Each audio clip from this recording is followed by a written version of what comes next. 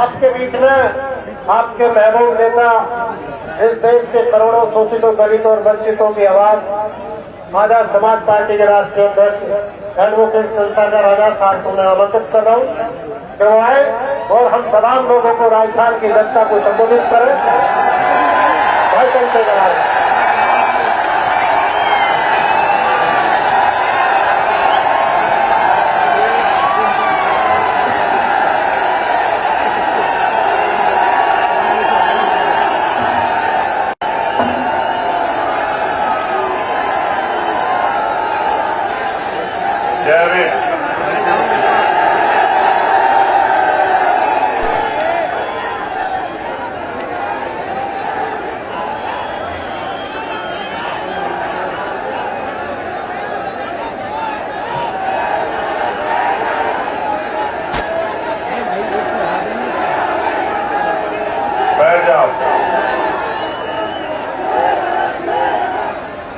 मौसम आज आपके साथ है। आज मौसम आपके खिलाफ नहीं है, तो मैं आपसे आग्रह करूंगा कि आप बैठ जाओ। आपके जोर जज्बे का तो मैं कायल हुई। कभी राजस्थान के साथियों ने मेरे मान सम्मान को कमजोर नहीं पड़ने दिया राजस्थान में, मैं इस बात को जानता हूं। मैं इसको उतार के रख दूं अगर आपका आग्रह हो। मेरी पगड़ी तो आप लोग हो, मेरा सम्मान तो मेरी माए बहनें, मेरे भाई हैं, मेरे बुजुर्ग, और मेरा जीवन भी आप सबके लिए। तो आज के इस सामाजिक न्याय महासम्मेलन में अपनी बात को रखने से पहले समय समय पे भारत के इस पावन भूमि पे जन्मे सभी संतों, गुरुओं, महापुरुषों को नमन करता। करुणा के सागर तथागत बुद्ध जी,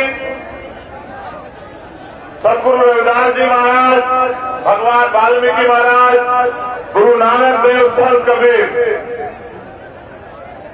गुरु घासीदास, संत गाडगे जी महाराज, नारायणा गुरु, जिनकी आज जयंती भी है। और समय समय पे सामाजिक परिवर्तन के जो अग्रदूत पैदा हुए, जिन्होंने अपने जीवन का हर एक पल कमजोरों, शोषितों, किसानों, नौजवानों, मजदूरों, महिलाओं की तरक्की के लिए लगाया। राष्ट्रपिता ज्योतिबा फूले, छत्रपति साहू जी महाराज, पेरियार रामास्वामी नाइकर, पेरियार लाल यादव, बाबू जगदेव प्रसाद कुशवाहा, जननायक कपूरी ठाकुर, महामना रामस्वरूप वर्मा, भगवान बिरसा मुंडा, माननीय दीना भाना वाल्मीकि साहब, करोड़ों शोषितों, वंचितों को भारत में वास्तविक आजादी के करीब ले जाने वाले विश्वरत्न डॉक्टर बाबा साहब अम्बेडकर जी को नमन करता और नमन करता हूं उन सभी शहीदों को जिन्होंने देश की आजादी में योगदान दिया। शहीद आजम सरदार भगत सिंह, सरदार उधम सिंह, सरदार करतार सिंह सराभा, कोतवाल धन सिंह गुर्जर, माता दीन वाल्मीकि, विजय सिंह पथिक जी, ऐसे सभी वीरों को नमन करता हूं। बाबू सिंह चौरसिया जी को नमन करता हूं, मेरे गुरु, मेरे आदर्श मान्यवर साहब काशीराम को, और नमन करता हूं राजस्थान की इस महान जनता को, मेरी माताओं, बहनों को, प्यारी बच्चियों को, नौजवान भाइयों को, युवा साथियों को और बुजुर्गों को। इस मंच पर उपस्थित हमारे प्रदेश और देश के सभी सम्मानित नेतागण, भाई संजय वाल्मीकि जी, भाई जितेंद्र अग्रवाल जी, भाई राम लखन मीणा जी, भाई अनिल घेरवाल जी, भाई अमरचंद हरसोलिया जी, भाई मोहनलाल बैरवा जी, भाई मुकेश बैरवा जी, भाई सुनील अस्ते जी, भाई महक सिंह जी, भाई हिमांशु वाल्मीकि जी, भाई निजाम चौधरी जी, भाई सत्यपाल चौधरी जी, भाई सतीश कुमार जी, भाई रविंद्र कुमार भाटी जी, आप सबका भी बहुत बहुत धन्यवाद देता हूं इस भव्य आयोजन के लिए। और इसमें भी धन्यवाद देता हूं कि देश के सभी कोनों कोनों में जाके आप आजाद समाज पार्टी भीम आर्मी को मजबूत करने का काम कर रहे हैं। धन्यवाद देता हूं राजस्थान के भीम आर्मी के कार्यकर्ता को, सभी जिला कमेटियों को, बूथ कमेटियों को, विधानसभा कमेटियों को, प्रदेश कमेटियों को, और सबसे ज्यादा धन्यवाद देता हूं बहुजन मीडिया के साथियों को, अपने मीडिया के साथियों को, उनका भी बहुत बहुत धन्यवाद। जो खबर कोई नहीं दिखाएगा वो आपके जरिए, आज सोशल मीडिया का जमाना है, पूरा देश देखेगा। सम्मानित साथियों, पिछले 6 न्यायिक सम्मेलन हमने किए राजस्थान के अलग अलग कोनों में, और 7वां सामाजिक न्याय सम्मेलन समापन हमें वो यहां करना है। ये प्रदेश की राजधानी है। उसके साथ साथ जो हमारी साइकिल यात्रा, सामाजिक परिवर्तन आर्थिक मुक्ति साइकिल यात्रा जो चली हुई है, वो भी आगे बढ़ेगी, और अलग अलग विधानसभाओं में हमारी सभाएं भी होंगी। और मेरा यह अटल विश्वास है कि इस बार राजस्थान की धरती ऐतिहासिक निर्णय लेगी और अमीरों को नकार के गरीबों के बच्चों को ताकत देने का काम करेगी। ऐसा मेरा विश्वास है राजस्थान में इस बार। यहाँ की सरकार से भी मुझे बहुत कुछ कहना है। कहना इसलिए है क्योंकि हम लोग प्रदेश की राजधानी में हैं। जैसी चमक सूर्य की मेरे चेहरे पे पड़ी है, ऐसी चमक आपकी जिंदगियों में आ जाए। यही पूरा आंदोलन है, यही पूरा संघर्ष है, यही लक्ष्य है। और ये चमक तब तक रहेगी जब तक आप लोग संघर्ष करो। जिस दिन आपने संघर्ष का रास्ता छोड़ के सुविधा का रास्ता इख्तियार कर लिया, ये चमक भी चली जाएगी मेरे साथियों। इस बात को आप लोग याद रखना। तो जैसा मैंने कहा कि यहाँ की सरकार से भी बात करनी है, लेकिन यहाँ की सरकार के साथ यहाँ अपने लोगों से भी बात करने की वो क्या चाहते हैं। अगर आप इन सरकारों से खुश हो, अगर आप इन सरकारों के कार्यकाल से खुश हो, तो फिर आपको आजाद समाज पार्टी को समर्थन करने की कोई जरूरत नहीं।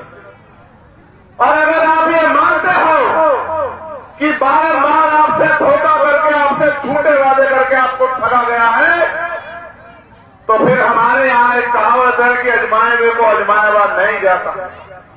अगर आप मानते हैं कि यहाँ सभी सरकारों ने आपको बेबस, लाचार, गुलाम बनाने का काम किया है, तो मेरे साथियों फिर ऐतिहासिक निर्णय लो। क्योंकि भारत में आज लोकतंत्र है, और लोकतंत्र में बहुमत का शासन होना चाहिए। जिनका वोट होना चाहिए, उनका राज होना चाहिए। लेकिन वोट यहाँ आपके पास है, राज आपके हिस्से में नहीं आया। आपके हिस्से में आया जुर्म, जाति, बेबसी, लाचारी, अन्याय, अत्याचार और भिक्षी खाल, लुटती अस्मत, ये आपके हिस्से में आया। बेबसी, लाचारी और कई तरह की बेबसी, लाचारी। अभी आज छात्र संघ चुनाव होते थे, छात्र संघ चुनाव से हवा का पता लगता था। इस बार भीम आर्मी स्टूडेंट फेडरेशन मैदान में आई तो मुख्यमंत्री जी चुनाव से ही मुकर गए। वो कहते हैं चुनाव ही नहीं कराने, क्योंकि लोकतंत्र की सबसे पहली पाठशाला है छात्र राजनीति, और छात्र राजनीति से जो निकल कर आता है वो सरकार के दमन के आगे झुकता नहीं। उसका सबसे बड़ा उदाहरण आपके सामने चंद्रशेखर आजाद खड़ा है। जहां एक तरफ अमीरों की औलादें एसी के कमरों में सीखती है, बड़े बड़े बस में सीखती है, वहां गरीब किसान कमेरे नौजवानों के औलादें वो छात्र संघ के जरिए यूनिवर्सिटी और कॉलेजों में सीखती है। इनको लगा कि नया नेतृत्व न खड़ा हो, इनको आपसी गठजोड़ चलता रहे, नए नेतृत्व का निर्माण न, इसलिए शासन चुनाव को टाल दिया जाए। याद रखना मुख्यमंत्री जी, आप भले ही सत्ता की ताकत से शासन चुनाव को न होने दो, लेकिन आप 2023 का चुनाव नहीं रोक सकते।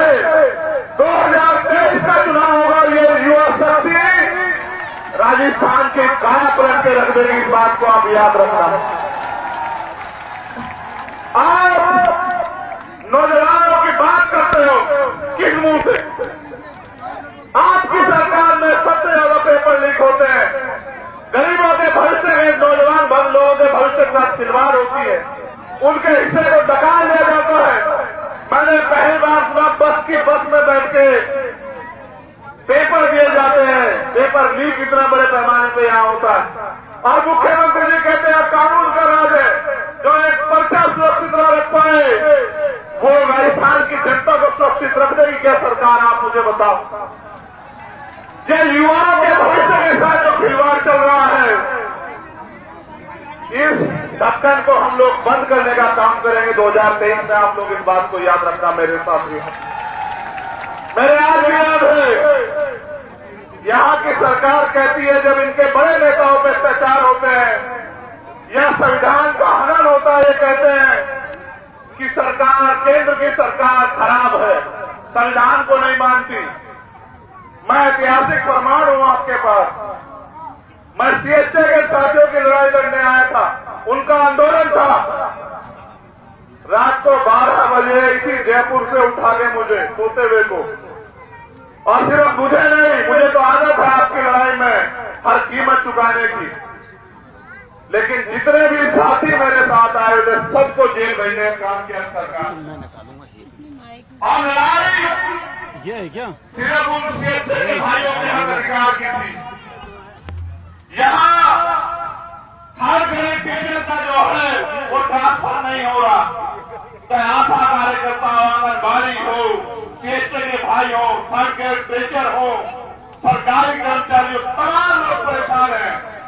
अभी मेडिकल के डॉक्टर्स ने भागा दिया, मुख्यमंत्री तानेशाही पे रहे और उनसे कहा नौकरी करनी है करो वरना छोड़ दो। ये है इनकार किस लिए? इसी जनता ने आपको ताकत दी है, आज आप अहंकारी हो गए। अगर सरकार अहंकारी हो जाए तो जनता को निर्णय लेके सरकार को सबक सिखाना चाहिए, और उस आदमी को जो तानाशाही करे उसको दोबारा मौका नहीं देना चाहिए कि उसका घमंड इतना बढ़ जाए कि वो अन्याय अत्याचार की हद को पार कर जाए। इसलिए आज हम लोग सामाजिक न्याय सम्मेलन कर रहे हैं, और कानून का राज कितना ही आपने देखा कि यहाँ एक कर्मचारी पहले रेल एक महिला को, मुस्लिम महिला को छेड़छाड़ी करता है, और फिर हमारे एक देशभक्त एसआईटी जो है टीकाराम मीणा जी की, और उनके साथ अक्सर और तमाम लोगों की, जिनका शंकर भाई के मैं घर भी जाऊंगा वो यही जयपुर के उनके आंसू पूछने के लिए, लेकिन उनकी गोली मार के हत्या कर देती है।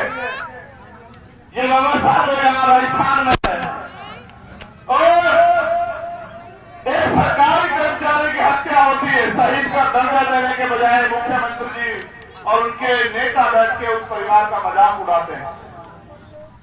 ये बड़े सरकार की सच्चाई है आपके सामने। एक मेरे याद है, आपने ऐसे इतनी बड़ी ताकत में SC/ST की महापंचायत की थी, आपको याद है या नहीं है बताओ? जिस दिन कर्मचारियों ने अपनी मांगों को लेकर SC/ST की महापंचायत की, वो सारे कर्मचारी, मैं जानता हूं कितना उत्पीड़न उन अधिकारी कर्मचारियों का सरकार के लोगों ने किया। सरकार को लगा कि ये कर्मचारी अपने हक आवाज के लिए समाज को इकट्ठा कर रहे हैं। मैं कर्मचारी साथियों से भी कहना चाहता राजनीतिक ताकत नहीं बनाओगे, जब तक आप अपने व्यक्ति को ताकतवर नहीं बनाओगे, इसी तरह के दमन का सामना आपको करना पड़ेगा। लेकिन विश्वास रखिए, अगर एक भी कर्मचारी का दमन होगा तो दमन करने वाला चाहे मुख्यमंत्री हो या उनका कोई मंत्री हो, उनका कोई अधिकारी हो, चैन से नहीं बैठेगा। कुछ इस बात को आप लोग याद रखना। 2018 के सारे मुकदमे वापस अभी नहीं हुए, सारे मुकदमे वापस हुए। SC आयोग बना है, किसी पोस्ट ऑफिसर ज्यादा नहीं है वो, उनकी कोई बात नहीं मानी जाती। उनके जो देश है उनको भी मैंने सुना, वो भी बेचारे कहते रहते हैं कि साहब ये परेशानी को सुनता नहीं, एक झुंझुना बना के रख दिया, उसको कोई ताकत पावर नहीं है। झुंझुना इसलिए बना दिया कि हम सवाल ना करें, लेकिन सवाल तो करने पड़ेंगे। जनता ने आपको वोट देकर सरकार बनाया, और सरकार इसलिए बनाया कि 2 अप्रैल 2018 में फिर भी SC के लोगों ने जो आंदोलन किया, उन पर झूठे मुकदमे लगे, उनकी खाल जीती गई। उन्होंने सोचा कि बीजेपी को रोकने के लिए हम लोग कांग्रेस को वोट दे देते हैं। उन्होंने आपकी सरकार बना दी, आपने उसके नाम पर 2019 में वोट दिया, और आज तक आपने मुकदमे वापिस लेके न्याय आयोग को ताकतवर किया। ये बात इस बात को स्पष्ट करती है कि आप इन वर्गों के हितैषी हो ही नहीं। सम्मानित साथियों, बड़े दर्द के साथ कहना पड़ रहा है, देश भर के जुल्म हत्याएं एक तरफ, देश भर का अन्याय अत्याचार एक तरफ, और राजस्थान का अन्याय अत्याचार एक तरफ, और फिर आप अन्याय अत्याचार के खिलाफ आवाज भी नहीं उठा सकते। आपको याद है जितेंद्र मेघवाल, कितने लोगों को याद है? हाथ बात खड़ा करो। आपको याद है जितेंद्र मेघवाल, आपको याद है कार्तिक भील, आपको याद है पूजा भील, आपको याद है वर्षावती वाल्मीकि, आपको याद है प्रकाश नगर, आपको याद है बहन तोला गुजर, आपको याद है भाई पुष्कर कसाना, आपको याद है थाना गाजी, आपको याद है चूरू, आपको याद है बगली, और अभी अभी पाली की जो वीडियो मैंने डाली कि किस तरह सरकार में, और मैं अशोक मेघवाल के परिवार के साथ जो है उसको भी नहीं भूल सकता। मैंने आपको हर नया पंचायत में याद दिलाया, जब भी आपने सामाजिक न्याय सम्मेलन किए, मैंने आपको याद दिलाया कि जुर्म जात के अन्याय अत्याचार के जिम्मेदार हम लोग, और कैसे ये आपको जानना चाहिए। आज आप यहाँ हजारों की संख्या में आए, हम इसलिए जिम्मेदार हैं कि जिस वोट के दम पे हम अपना राज स्थापित कर सकते थे, उस वोट को हमने इनको देने का काम किया, और इन्होंने बदले में जो इनका स्वभाव है, इन्होंने बदले में वही अन्याय अत्याचार जुर्म जाति हमें देने का काम किया। अगर आप लोगों को ताकतवर न बनाया होता तो किसी जालिम की हिम्मत नहीं होती कि वो जितेंद्र मेघवाल को चाकू से चीर देता, किसी जालिम की हिम्मत नहीं होती कि वो पूजा भील की 10-11 टुकड़ों में जो है उसकी हत्या कर देता। कोई किसी सामंत की हिम्मत नहीं होती कि वो इंद्र मेघवाल को पीट के मार देता। मटकी छूने पर उसके खिलाफ पंचायत होती है, ये हमें मारते भी है, और उनके खिलाफ हमारे जो अन्याय की लड़ाई है उसके खिलाफ पंचायत भी करवाते हैं। आप ये बताओ कि बाबा साहब ने हमें वोट का अधिकार स्वाभिमान सम्मान की जिंदगी के लिए दिया, बाबा साहब ने हमें वोट का अधिकार गुलामी की बेड़ियां काटने के लिए दिया, और आपने अपनी वोट का प्रयोग किसने किया मेरे साथियों? ऐसे लोगों पे भरोसा करने के लिए जिनका बस चले तो वो आपसे सांस लेने का अधिकार छीन ले, जिनका बस चले वो आपसे पानी पीने का अधिकार छीन ले, जिनका बस है वो आपसे अच्छे कपड़े पहनने और आजादी से जीने का अधिकार छीन ले। ऐसे लोगों का इसलिए क्योंकि हमने गलती की तो सजा भी हमें मिल रही। वोट दो धारी तलवार है, अगर आप दुश्मन को दोगे तो आपका इलाज होगा, और अगर आप अपनों को दोगे तो आपकी परेशानियों का इलाज होगा। आपको ये तय करना है इलाज करवाना है, अपना या उनका, या अपनी परेशानियों का।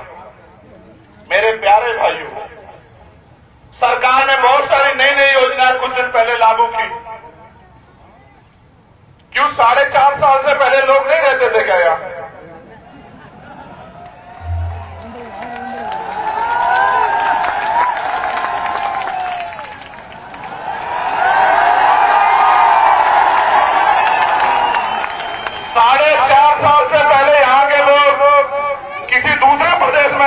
क्या 4.5 साल बाद आपको क्यों दिखाई दिया कि यहाँ के लोगों को इन समस्याओं से निजात दिलानी है? क्यों 4.5 साल आप सो रहे थे क्या मुख्यमंत्री? मुझे कहना नहीं चाहिए, लेकिन क्या आप मेरा दर्द जानना चाहते हो? मैं उदयपुर आया जितेंद्र मेघवाल के परिवार से मिलने के लिए। इन्होंने मुझे एयरपोर्ट से वापस भेज दिया। मैं उसके बाद 3 बार आया। मैं आके प्लेन से उतरता नहीं, ये मुझे एयरपोर्ट पे अरेस्ट कर लेते और फिर गाड़ी में बिठा के दिल्ली छोड़ के आते। एक बार ये मुझे दिल्ली छोड़ के आए,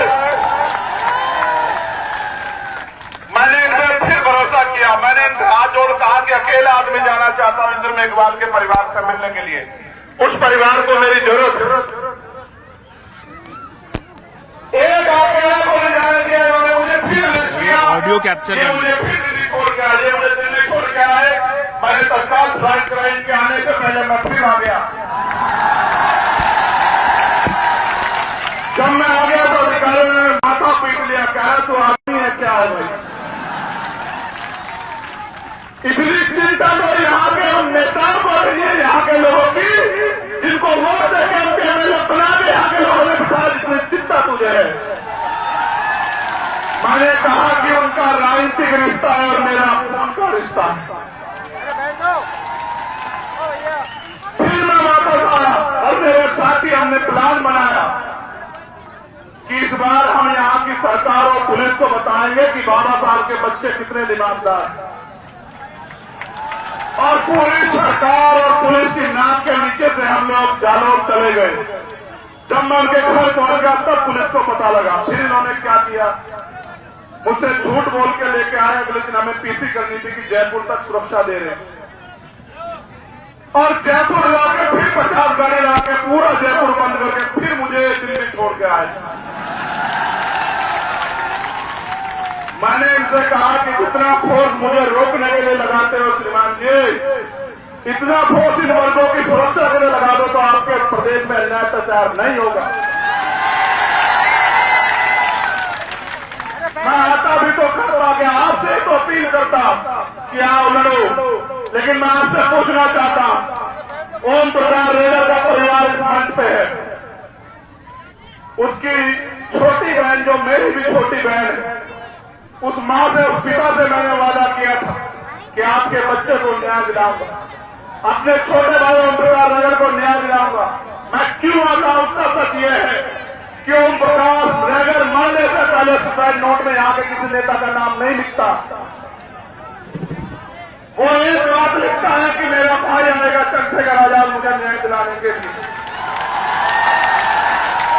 कार्तिक भीड़ में एक नौजवान भाई की हत्या कर दी जाती है। आप ये देखो, 8 महीने से कार्तिक भीड़ का परिवार न्याय के लिए लड़ रहा है। क्या जवाब दूं इनको? पानी देना है। आप बताओ, क्या मैं जुल जात के आगे आंखें बंद कर लूं या घुटने टेक दूं? आप बताओ मेरे लोगों, आप बताओ, आपको तय करना है।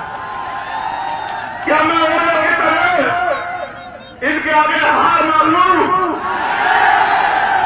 क्या मैं औरों की तरह अपने परिवार को मरने के लिए छोड़ दूं? क्या मैं औरों की तरह घर में बैठ के इस अन्याय अत्याचार का तमाशा देखूं या लड़ूं? आप बताओ मेरे लोगों।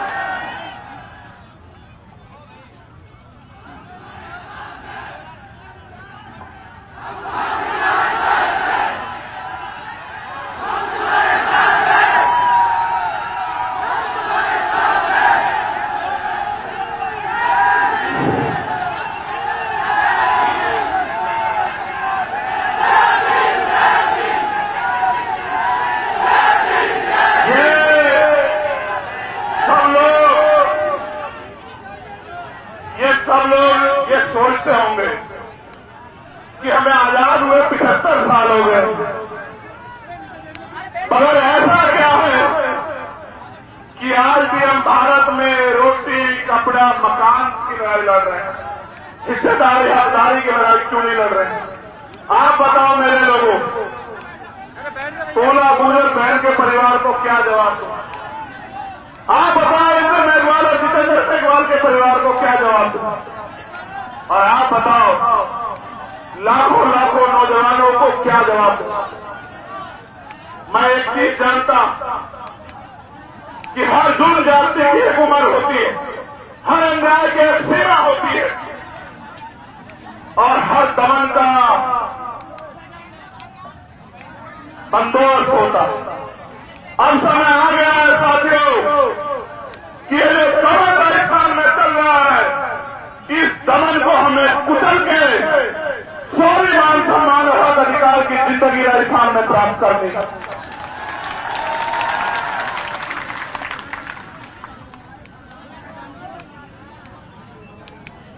आज राजस्थान में पॉलिटिकल टूरिज्म भी चल रहा है। ये पहली बार नहीं हुआ, चुनाव आया है तो बहुत सारे लोग घूमने आए, गली गली घूम रहे हैं। उनकी जरूरत है भाई, उनको घूमना भी चाहिए। नहीं घूमेंगे तो आपकी वोट को बेचेंगे कैसे? आपके टिकटों को बेच के पैसे कैसे कमाएंगे भाई? उनको घूमना चाहिए भाई, उनको जरूरी है घूमना। मगर उनसे ये भी पूछना कि भाई आप 4.5 साल कहां थे? 4.5 साल आप भी मुख्यमंत्री की तरह सो रहे थे क्या? 4.5 साल में आपको इन कमजोरों का दर्द नहीं लगा? आज जब इनकी आवाज उठाने के लिए सैकड़ों नेता नौजवान राजस्थान में तैयार हो गए हैं, उन नेताओं के सपनों को कुचलने के लिए आज पैसे वाले लोग पॉलिटिकल टूरिज्म कर रहे हैं राजस्थान में। ऐसे टूरिज्म करने वालों को, घूमने वालों को भी आप लोगों को जवाब देना। मेरा तो एक ही बात को कहना है, एक चीज बहुत जरूरी है जिससे आपको सावधान रहना है। जो भी नूह में हुआ, जो करने का प्रयास बरेली में किया गया, यहां जिनकी सरकार है उनसे हमें सत्ता छीननी है।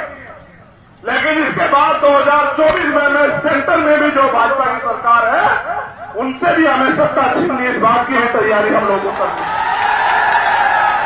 इस बात से भी सावधान रहना है कि नूह में जिस तरह से प्रायोजित हिंसा कराई गई, मैं धन्यवाद देता हूं प्रभाकर चौधरी जी को।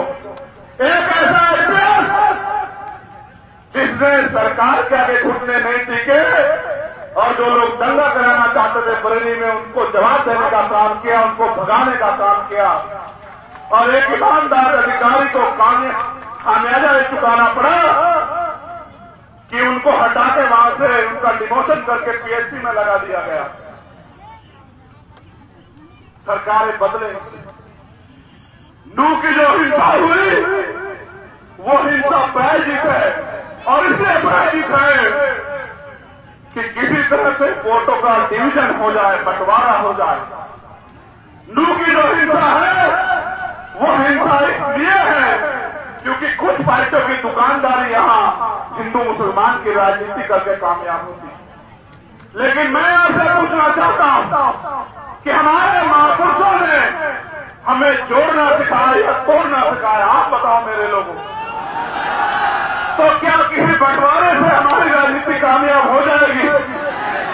इस सारे बंटवारे और हिंदू मुसलमान के दंगे के चक्कर में हमारे अपने मुद्दे दब जाते हैं। मैं गुर्जर समाज के हमारे नेता बैठे, मैं उनको पूछना चाहता हूं, क्या 72-74 गुर्जर समाज के वीरों का बलिदान भूल गए हो, जिनको भारतीय जनता पार्टी की सरकार में गोलियों से उड़ाया गया, आपके मुंह से होली छीनी गई? क्या हरियाणा में जहां समाज के लोग आपके खून से जो होली खेली गई उसको भूल गए हो क्या? क्या दलित समाज के लोग 2 अप्रैल को जो आपकी खाल खींची गई और पूरे देश में जो आपके साथ अन्याय हो रहा है उसको भूल गए हो क्या? अगर आज भूल जाओगे तो कारवा लुट जाएगा और कारवा लुट जाएगा तो लोग आपसे आने वाली पीढ़ियां ये सवाल पूछेंगी कि जब अधिकार थे तो आप क्या कर रहे थे? सम्मानित साथियों, आज एक षड्यंत्र बना के मुस्लिम समाज का आर्थिक बहिष्कार के नाम पे उसी नफरत की दीवार को खड़ा करने का प्रयास किया जा रहा है। लेकिन मेरी इस बात पर गौर करना कि जो स्वाभिमान सम्मान आज हमें प्राप्त है, बाबा साहब से पहले के दिलाने के लिए मैं नाम गिनाऊंगा आपको और आप याद करना। मैंने दिल्ली के मंच से भी आपको याद दिलाया था। राष्ट्रपिता ज्योतिबा फूले, छत्रपति साहूजी महाराज, पेरियर रामास्वामी नायकर, पेरियर नंद यादव, बाबू जगदेव प्रसाद कुशवाहा, जननायक कर्पूरी ठाकुर, बाबू शिवदयाल चौरसिया, संत राम बीए प्रजापति जी, चौधरी कुंभाराम आर्य, सर छोटू राम, चौधरी चरण सिंह, ये सब पिछड़े वर्ग के लोग हैं, आपके अपने परिवार के लोग हैं। इन्होंने आंदोलन चलाया, उसी को आगे खींचने का काम पहले बाबा साहब अम्बेडकर ने, फिर मान्यवर काशीराम साहब ने किया। आप अपने अपनों को नहीं जानते, इसलिए आपको जब आप इतिहास नहीं जानते, इसलिए आपको हिंदू मुसलमान में बांट के आपके ऊपर राज करना चाहते हैं। मैं इशारों में नहीं, मैं खुल के कह रहा हूं कि देश की किसी भी पार्टी में जो समय थी बाबा साहब अम्बेडकर को चुनाव नहीं जीतने दिया, आपके महापुरुष को, आपके रेवर को लोकसभा में जाने नहीं दिया।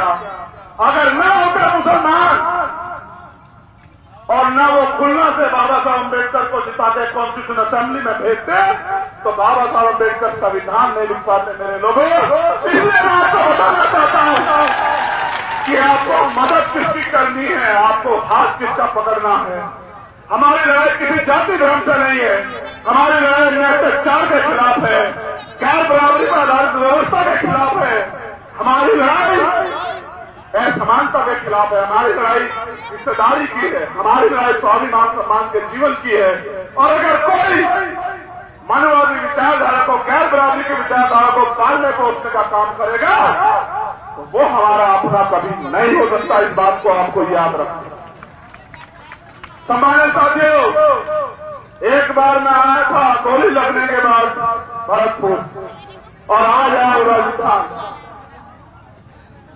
मेरे जैसे हजारों लोग के खून बहेंगे। आजादी मांगने से नहीं मिलती है, आजादी की कीमत चुकानी पड़ती है। सरदार मनोज सिंह भुवन यहां बैठे हैं, हमारे राष्ट्रीय सचिव सोमनाथ प्रजापति जी यहां बैठे हैं। इतिहास गवाह है, मांगने सिर्फ ठीक मिलती है, अधिकार और आजादी छीननी पड़ती है, और छीनने के लिए बल की जरूरत होती है। और साहब काशीराम जी ने कहा, जिनका दल नहीं होता उनका बल नहीं होता, और जिनके पास बल नहीं होता उनकी समस्याओं का हल नहीं होता। मैं अपनी बहनों से पूछना चाहता हूं, माओ से पूछना चाहता हूं, अगर अमीर इस देश में गरीबों के हिस्से होते तो आप बताओ कोई गरीब रहता क्या? आप जानते नहीं राजस्थान का हाल, न पीने को साफ पानी, न रोजगार, चारों तरफ से महंगाई की मार, चुन जाति अत्याचार।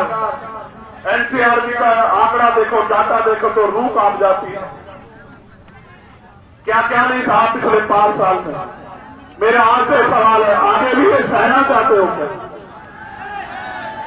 आपने सबको अवसर दिया, सबको ताकत देकर भेजी। हर्षावधि पर हर्षाधिपति वाल्मीकि को किसने पीटा? वो विधायक कौन सी पार्टी का था बताओ मेरे साथियों? वो विधायक कौन सी पार्टी का था बताओ मेरे साथियों? कौन सी पार्टी का? नहीं, जोर से बताओ, बहुजन मीडिया के साथियों को पता लगना चाहिए कौन सी पार्टी का था, किसकी वोट से बना। आपकी वोट लेके आपको पीटने वाले लोगों को दोबारा से मौका दोगे क्या भाई? आप जानते नहीं कि वो आपकी वोट लेके किसका इलाज करेंगे? आपका, आपको नुकसान पहुंचाएंगे, आपकी सच्ची लड़ाई लड़ने वालों को नुकसान पहुंचाएंगे। आपको ये तय करना पड़ेगा कि आपका अपना दल आजाद समाज पार्टी, उसका चुनाव निशान क्या है, जरा जोर से बताओ।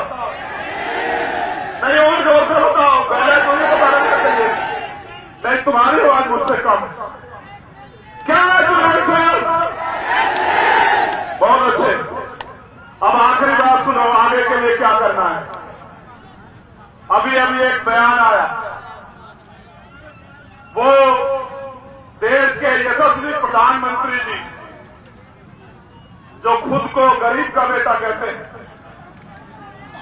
जो 10 करोड़ का सूट पहनते हैं, वो प्रधानमंत्री जी जो चुनाव के समय कहते हैं मैं पिछड़ी मां का बेटा, और चुनाव के बाद जो पिछड़े समाज के हक अधिकार को लुटवाने का काम करते हैं, वही प्रधानमंत्री के आर्थिक सलाहकार जो है विवेक ओबराय, आजादी के दिन के समय उनका ये बयान आना, मेरी बात पे गौर करना कि भारत के संविधान को बदलने की जरूरत है। ये संविधान पुराना हो गया, ये सिर्फ कोई बयान नहीं है, उसका अपना बयान नहीं है। मैं पूरी जिम्मेदार से कहता हूं, आरएसएस और भारतीय जनता पार्टी हमेशा से भारतीय संविधान के खिलाफ थी। इसलिए मैं आपसे कहना चाहता हूं कि मैं इनको ज्यादा मौका नहीं दूंगा।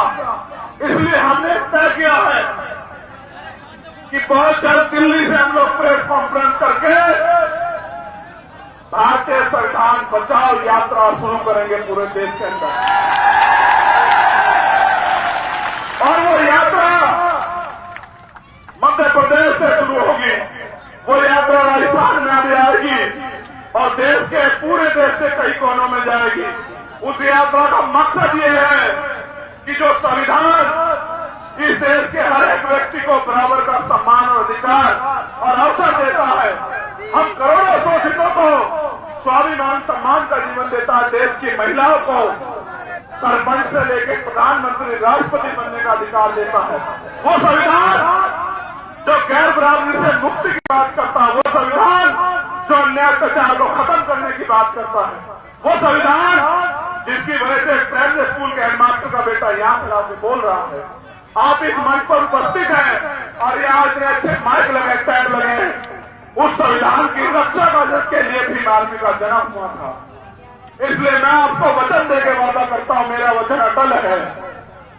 सूर्य पूरब की जगह पश्चिम से निकल सकता है, मेरी बात को याद रखना, लेकिन चंद्रशेखर आजाद आज अपने समाज से वादा कर रहा है कि भारतीय संविधान पे आंच नहीं आने दी जाएगी जब तक मेरे शरीर में आखिरी कपड़ा गोली कल की रस्सी आज लगे।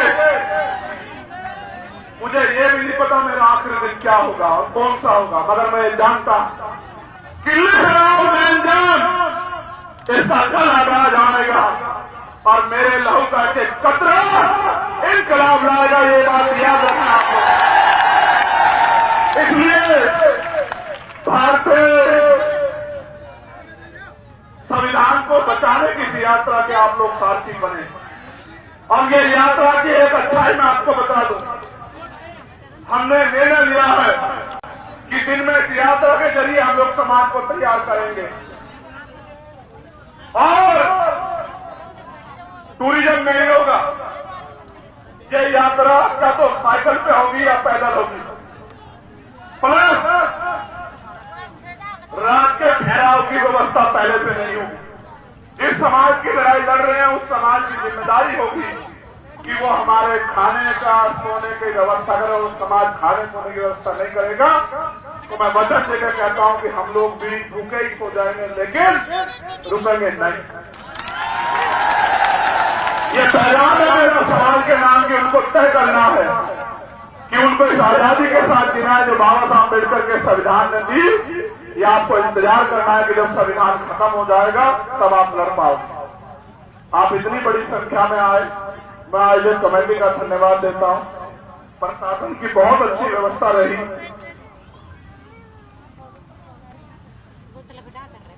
मैं प्रशासन का, पुलिस का भी धन्यवाद, पहली बार धन्यवाद दे रहा हूं,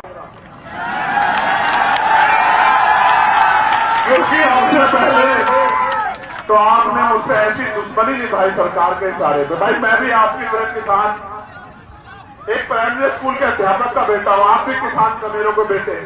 अगर आप मुख्यमंत्री मंत्री के बेटे होते तो आप 2 स्टार 3 स्टार नहीं होते, या कांस्टेबल हेड कांस्टेबल नहीं होते। मेरे भाइयों, ये मेरी बहनें भी जो हैं, आपको और हमें कोई टकराव नहीं। हम अपने अधिकार के लड़ने के लिए जाते हैं और आपकी मजबूरी होती है सरकार के इशारे पे कि आपकी लाठियों से हमें पिटना पड़ता है। लेकिन विश्वास करो, आपकी लाठियों की पिटाई से हम लोग कमजोर नहीं होते, ताकतवर होते हैं, हमारे हौसले मजबूत होते हैं। लेकिन आप भी ये याद रखा करो कि लाठी थोड़ी आराम से चलाया करो। ये आपके अपने लोग हैं। मैं रिफॉर्म के तौर पर कह रहा हूं, अगर हमें अवसर मिला तो पुलिस के कर्मचारियों की 8 घंटे की ड्यूटी हम लोग करेंगे और सप्ताह में छुट्टी देने का काम करेंगे। मेरी बात को याद रखें। तो कोई नहीं कर सकता, आप उनके लिए गुलाम टाइप हो और हमारे लिए आप सम्मान के वो हो। आप अपनी जान को दांव पे लगाते हैं, इसलिए आप हमारी भी रक्षा करते हो, आप नागरिक की भी रक्षा करते हो। इसलिए आपसे कोई टकराव नहीं है, आपके लिए भी रिफॉर्म हम करेंगे। इसलिए आपसे कहना चाहता हूं कि अब जब आपके क्षेत्रों में सभाएं हो और ये आंदोलन आगे बढ़े तो इसमें साथ देना और उन ताकतवर लोगों को जो पैसे के नशे में घमंडी हो गए उनको बताना कि ये छोटे मोटे लोग इस देश का इतिहास लिखेंगे। ये बात याद रखना। हमारे महापुरुषों ने कभी छोटे बड़े की बात नहीं की। हमारी तो पूरी लड़ाई छोटे बड़े के खिलाफ। हम तो समता समानता बंधुत्व भाईचारे को मानने वाले लोग हैं। और मैं कहता हूं, मानव मानव में भेद करे वो किताब कोई भी हो सकती है, मानव मानव को जो सम्मान करे वो भारत का संविधान है, उसके सिपाही। बहुत बहुत धन्यवाद। जय वीर, जय भारत, जय मंडल, जय जोहार, जय संविधान। Bhim army, Azad Samaj party, Bhim army, Azad Samaj party. धन्यवाद मैडम। एक जय भीम, जय भारत।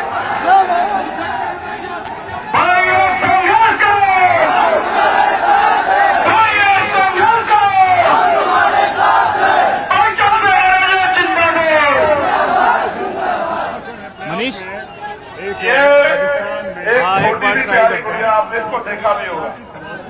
एक बार गुल्लक लेके आई है अपनी मेरी मदद करने के लिए। अभी छोड़ देना। छोड़ नहीं सकता फिर, ये जनता को जानता है, जो नुकसान हो गया आप जिम्मेदार लोग छोड़ देता हूँ।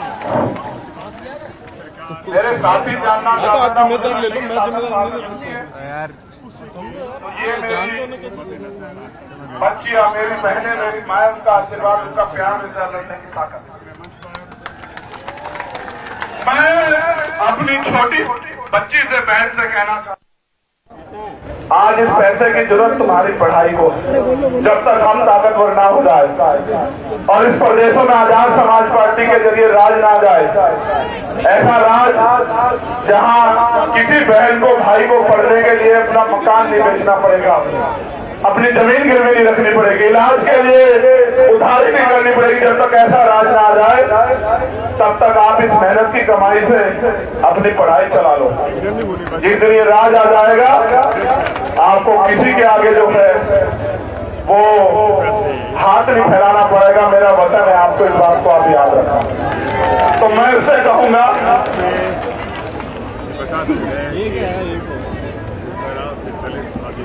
ये क्या कह रही है सुन लो। आप सभी सीनियर से सम्मानित साथियों को क्रांतिकारी जय भीम। साथियों, जैसा कि हमारे बड़े भैया जी माननीय एडवोकेट चंद्रशेखर आजाद जी हमारे लिए इतना ज्यादा संघर्ष करते हैं, क्या हमारा फर्ज नहीं बनता कि हम अपने भैया जी को सपोर्ट करें? क्या हमारा कोई फर्ज नहीं है? मैं अपने भैया जी को, जो मेरे को पॉकेट मनी मिलती है, वो मैंने एक पिगी बैंक में डालकर उसको पूरी तरह से कलेक्ट कर अपने भैया जी को दिया है। अगर भैया जी ने नहीं लिया तो मुझे बहुत ज्यादा गंदा लगेगा। तो मैं आप सब भैया जी आपसे रिक्वेस्ट करती हूँ कि आप ले लें।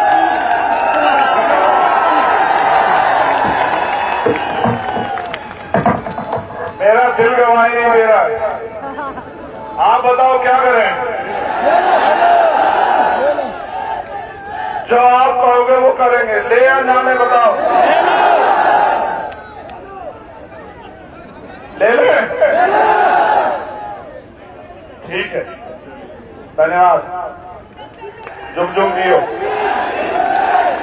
सुमेर सिंह दिवाकर, प्रदेश महामंत्री अखिल भारतीय युवा गुर्जर महासभा, वो अपने साथियों के साथ आजाद समाज पार्टी ज्वाइन कर रहे हैं, मैं उनका धन्यवाद करता हूं। और मैं अपने भाइयों को विश्वास दिलाता हूं कि उनके सम्मान की और उनके अधिकारों की रक्षा होगी आजाद समाज पार्टी की। में बहुजन समाज का प्लेटफार्म है, ये नारा इसका हमेशा रहेगा, जिसकी इतनी संख्या भारी उसकी इतनी हिस्सेदारी। बहुत बहुत धन्यवाद।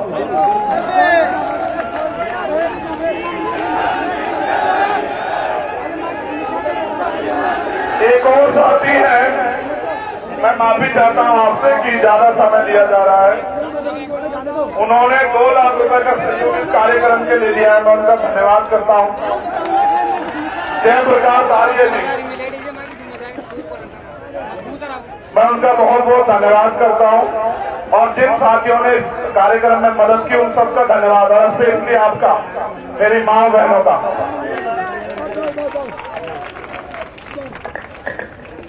ये प्यार बना के रखना, अपने खून से सींचूंगा इस आंदोलन को, कभी आपके मान सम्मान को कमजोर नहीं पड़ने दूंगा, याद रखना।